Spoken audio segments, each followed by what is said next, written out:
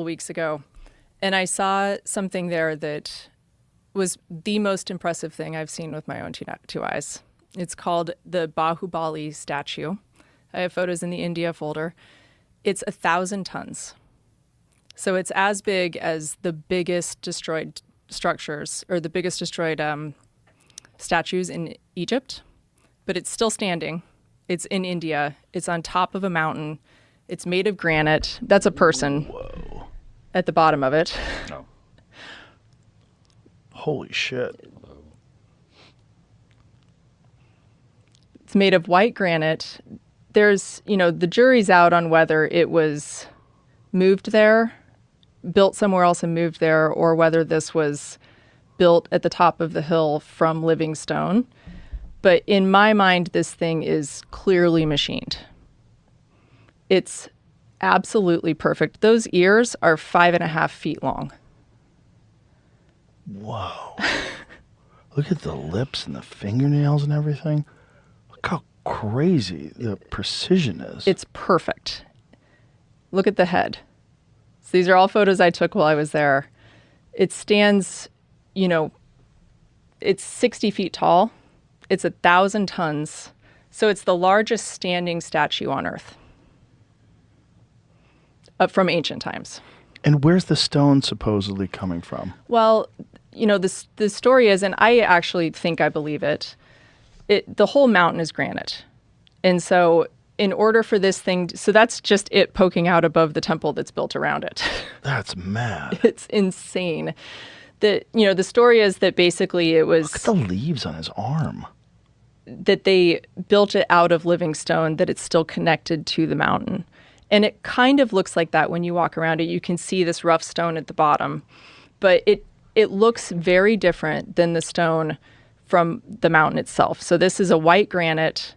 Yeah, so you can see how it almost looks like living stone. Mm-hmm. And I can't imagine how you could have erected that and moved it to the top of this mountain.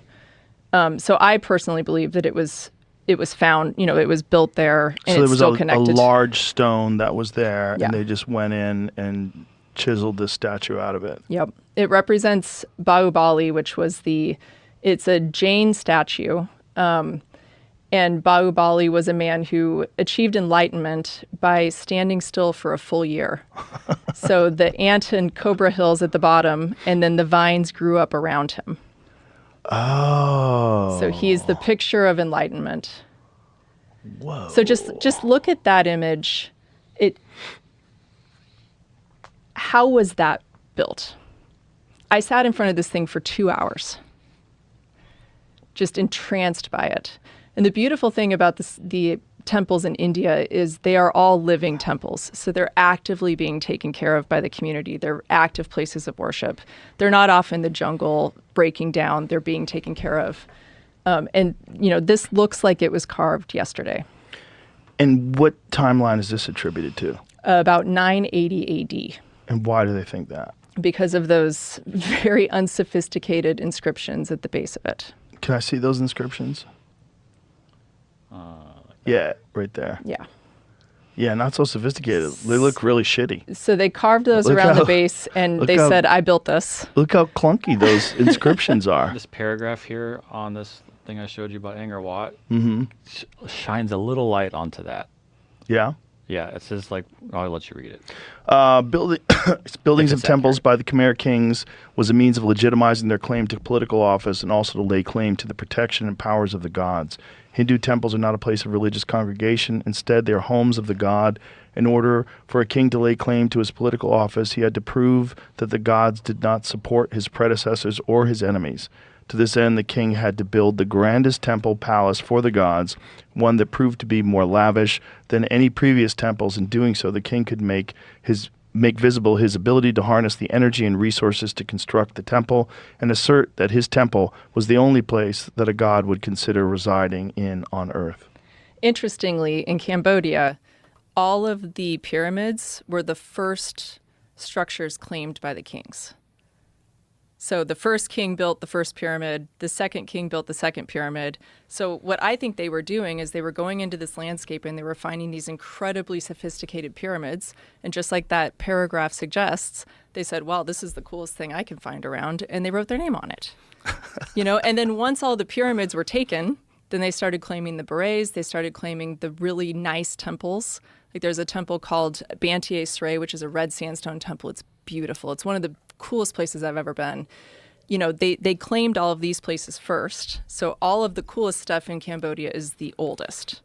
And then once everything was claimed, then they started building new ones, like that Bayon temple that you saw with the faces and the smaller stones. So that's what I think happened in Cambodia. Jamie, can you go back once again to that giant statue and the inscriptions on it?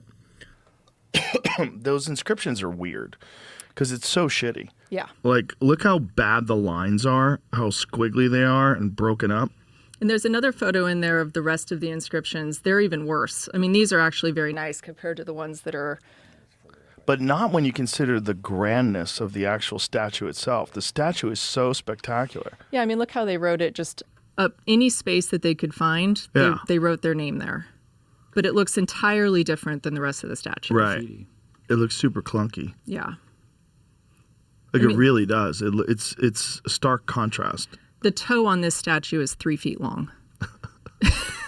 The ear is larger than most humans. That's so crazy. Like, looking at it, it's so... Isn't it incredible? Imagine the time that it would take to make something like this with chisels. Yes. And there was nothing else made like it. Not only that, like, what are we talking about in terms of metallurgy back then? Oh, hammers and chisels. Yeah, well, did they even have iron? Yeah, they did. They had iron. Mm-hmm. So they had iron chisels. And this is, again, was it 900? 900 AD. God. And it's almost perfectly symmetrical. And you think it looks machined? I do.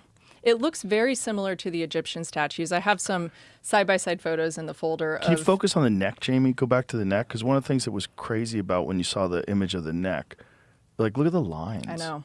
Like, what is that? There's similar lines like that on the large statues in Cambodia, and there's similar lines like that on the large statues in Egypt. This one reminds me of Mount Rushmore. Didn't we make that by hand or no? I don't know. I think they used dynamite.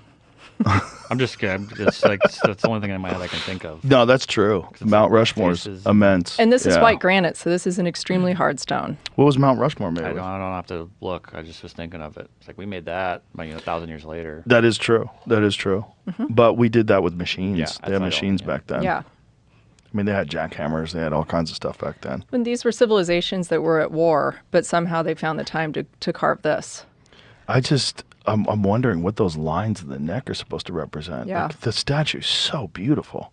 Isn't it amazing? God, it's so incredible. Maybe they were going to make something and stopped. You know how dope that would be if that was in your backyard?